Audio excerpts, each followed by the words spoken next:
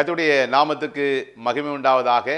பிரியமானவர்களே, இந்த நாட்கள் உங்களை சந்திப்பதில் ரொம்ப சந்தோஷம். கர்த்தர் எனக்காக யாவையும் செய்து முடிப்பார் என்ற வார்த்தையின்படி இந்த நாட்களில் உங்களுக்கு மனிதர்கள் உதவி செய்கிறார்களோ இல்லையோ, கர்த்தர் உங்களுக்காக எனக்காக யாவையும் செய்து முடிப்பார். பாருங்க, ஒரு கிராமத்திலிருந்து வருகிற ஒரு வாலிபன் தன்னுடைய வாழ்க்கையில படிப்பெல்லாம் முடித்து வேலை இல்லாம ஒரு பட்டணத்துக்காக வருகிறான். அப்பொழுது பட்டணத்துக்கு வருகிற பொழுது அந்த கிராமத்தில் படித்து விவசாய வேலை செய்து அங்கே மற்ற காரியங்கள் எல்லாம் பார்த்த பொழுது அவன் படித்த படிப்புக்கு ஏற்ற வேலை இல்லாததுனால தன்னுடைய பெற்றோர்கள், நண்பர்கள், அங்கிருந்த உறவுகள் எல்லாவற்றையும் யாராவது நமக்கு உதவி செய்வார்கள் என்று பார்க்கிறான். ஒன்று கிடைக்கல.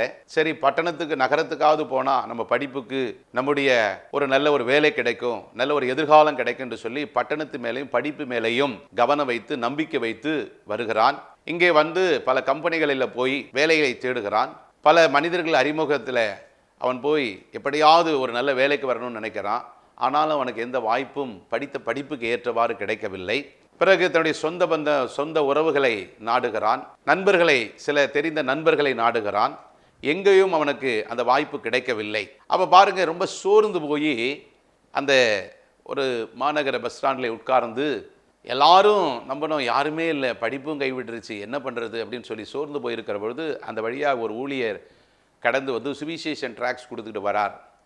அப்போ இந்த வாலிபனை பார்த்து, தம்பிங்க ஏன் சோர்ந்து போய் நீங்கள் உட்காந்துருக்கிறீங்க அப்படின்னு சொன்ன உடனே தனக்கு நடந்த காரியத்தை சொல்லுகிறான். அப்போ அவர் சொல்லி, ஏன் கவலைப்படுற, ஏன்னா யாருமே கொடுக்காட்டா பரவாயில்ல, எனக்கு தெரிஞ்ச ஒருத்தர் இருக்கிறார், அவர்கிட்ட உன் காரியத்தை நீ சொன்னேன்னா கட்டாயம் அவர் உனக்கு உதவி செய்வான்னு சொன்னோன்னே அவன் இருதயத்தில் சந்தோஷம்.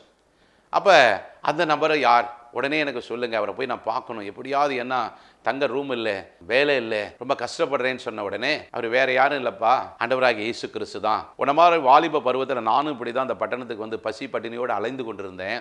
நான் உனக்கு சொல்வதை போல ஒருவர் சொன்னாங்க, அதை கேட்டு அன்றைக்கு நான் ஜெபம் பண்ணேன். அன்றைக்கு ஒன்று இல்லாத இருந்த என்னை ஆண்டவர் உயர்த்தி இன்றைக்கி ஒரு ஊழியனாக கர்த்தர் வைத்திருக்கிறார். அப்போ உன்னையும் கர்த்தர் நீ எதை கேட்கிறையோ அவர் உனக்கு செய்வான்னு சொன்னார்.